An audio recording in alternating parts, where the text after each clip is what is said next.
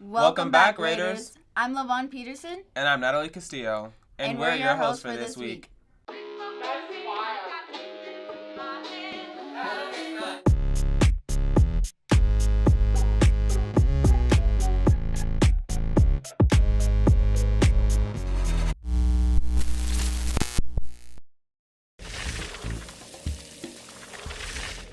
Happy Fool's Day, Northwest.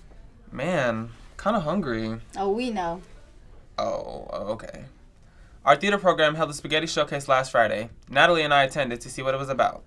Student-written skits were performed at the spaghetti showcase. Me and Natalie talked to the people involved to get more insight on the event. There was a lot of planning and a lot of just getting everything memorized.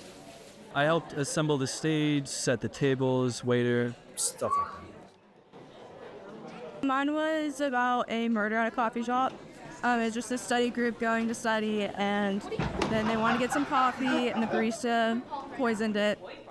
Favorite part of the night would be just kind of performing it. I love my character Andy. He's hilarious because he reminds me of all the dumb kids at school, especially since it's a fundraiser. I think that helps a lot with the money of it. But I also think it helps us get our shows out there, especially since we're an intro class, and kind of show that you don't really have to have much experience to still be on stage.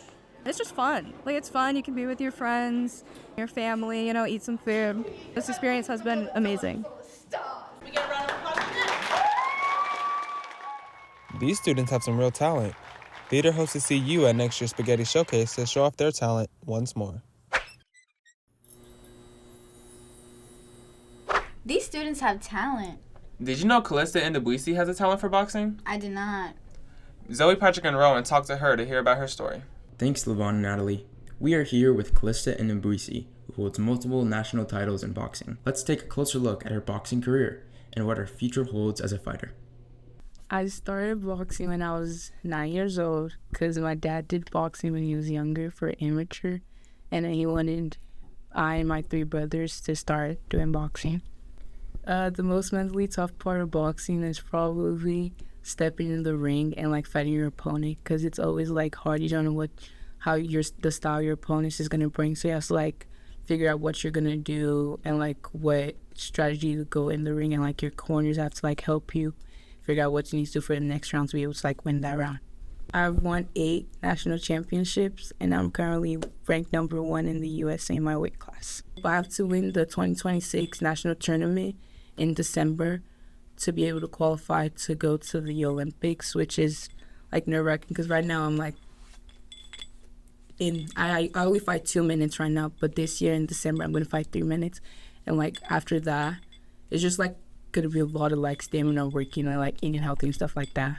That's going to make me hopefully get into the Olympics and win it. It sounds like Callista is a fantastic fighter with a bright future in boxing. This is Rowan Bartel, Patrick Meese, and Zoe Nixon signing off for KOGR. Looks like she was serving some knuckle sandwiches. Speaking of being served, our Northwest boys volleyball team had their first game last Tuesday against St. James and Olathe South. Lucas and Robert went to go check out their game plan. Most people only know about the girls' volleyball team, but did you know there's a boys' volleyball team as well?